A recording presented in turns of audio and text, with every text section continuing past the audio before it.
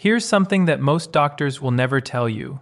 The water you're drinking right now, the water you've been told to drink more of, the water sitting on your nightstand could be the exact reason you're waking up 2, 3, maybe 4 times every single night, and the way you're timing it may be doing more damage to your sleep than anything else in your daily routine.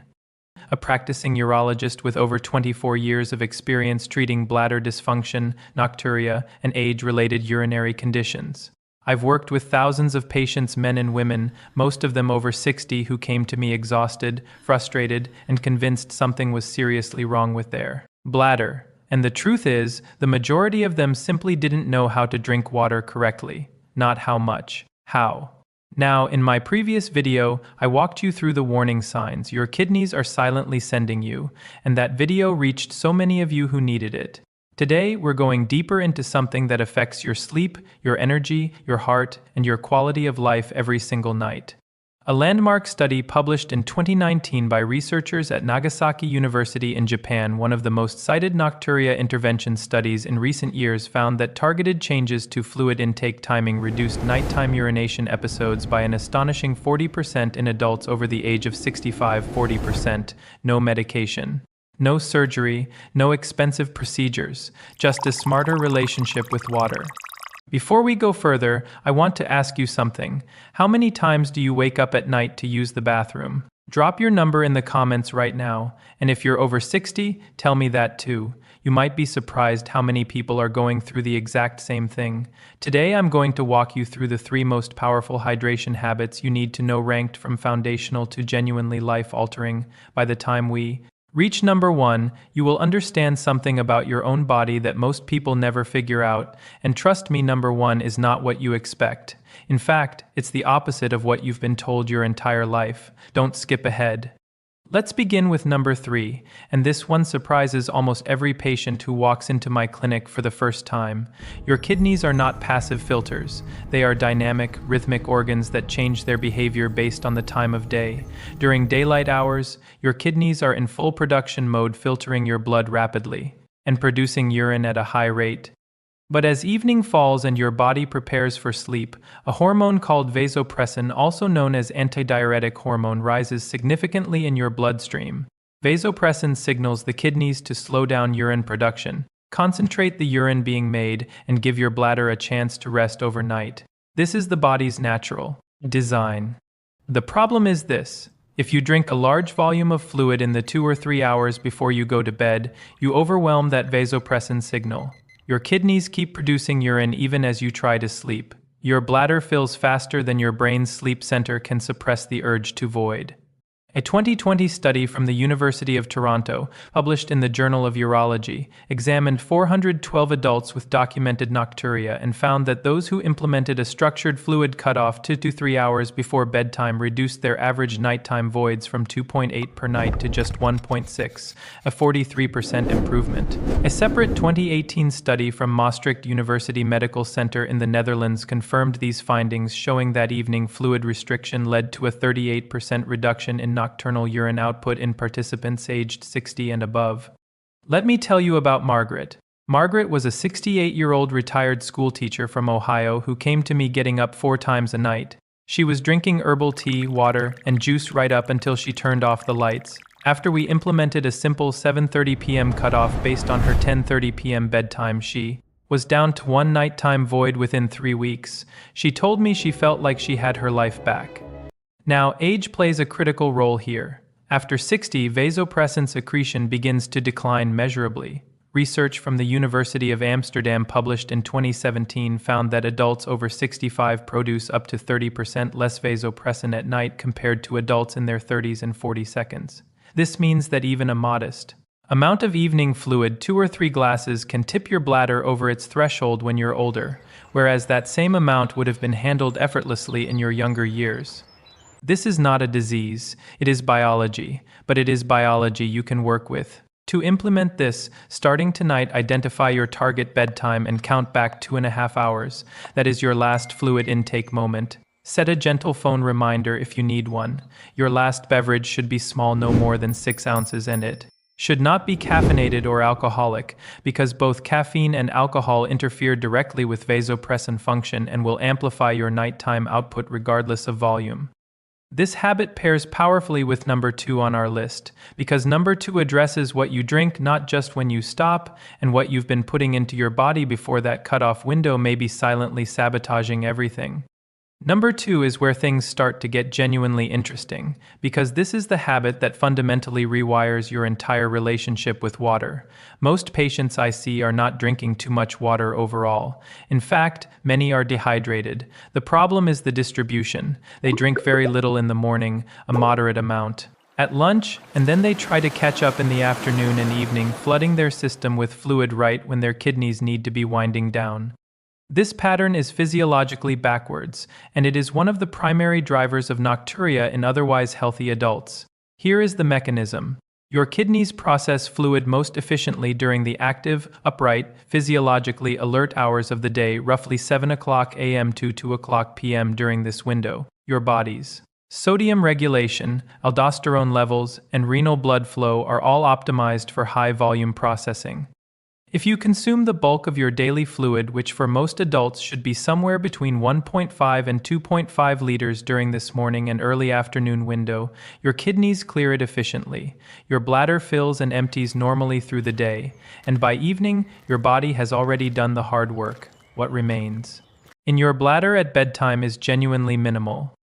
A 2021 clinical trial from Seoul National University Hospital, published in Neurology and Urodynamics, divided 320 Nocturia patients into 2 groups, a control group that drank water without timing guidance, and an intervention group that consumed 70% of their daily fluid before 2 o'clock p.m. after 8 weeks. The intervention group reported a 47% reduction in nocturnal voids. The control group saw only a 9% improvement. A 2019 study from Keio University School of Medicine in Tokyo showed that front-loaded hydration also reduced mean nocturnal urine volume by 35% in men aged 55 to 75. Let me tell you about Robert. Robert was a 71-year-old retired engineer who came to me after 2 years of waking up 3 to 4 times every night. He was convinced he had prostate trouble, and while we did address some mild prostate enlargement, the real revelation came when we tracked his drinking habits with a 48-hour fluid diary. He was drinking fewer than 400 milliliters before noon, and then consuming almost a liter between 6 o'clock and 9 o'clock p.m. We flipped his schedule. Large glass of water first thing in the morning, consistent hydration through the day, firm stop at 7 o'clock p.m. within 6 weeks. Robert was averaging 1 nighttime void down from 3.5. His sleep quality improved dramatically. For those of you over 65, this front-loading strategy becomes even more essential. As we age, our thirst sensation weakens, a well-documented phenomenon confirmed across multiple studies. This means older adults frequently underdrink in the morning because they simply don't feel thirsty, then overcompensate late in the day when routine triggers them to drink. Breaking this cycle is one of the most powerful things you can do for your sleep. Here is how to start immediately. Tomorrow morning before coffee, before you check your phone, drink a full 8-ounce glass of water. Then aim for 2 more glasses before noon. Set a phone alarm at 11 o'clock a.m. if you need a nudge. After lunch, taper off gradually. By 5 o'clock p.m., shift to sipping only. This costs nothing. It requires no prescription. And when you combine it with the cutoff window from number 3, you create a synergistic effect. Your kidneys get the volume they need early, then they get the signal to rest that they need at night. But here is what almost no one talks about. What I consider the most important discovery in nocturia management in the last decade. Number 1 is not about when you drink or even how much you drink. It's about something happening in your body while you sleep, something you have almost certainly never thought about. And here we are. Number 1, I want you to lean in for this, because in 24 years of practice, this is the single concept that has transformed outcomes for more of my patients than anything else I have ever implemented. And when I first explain it, almost every patient looks at me the same way, complete and utter surprise. The concept is this: for many adults, particularly those over 60, nighttime urination is not primarily a bladder problem. It is a fluid redistribution problem.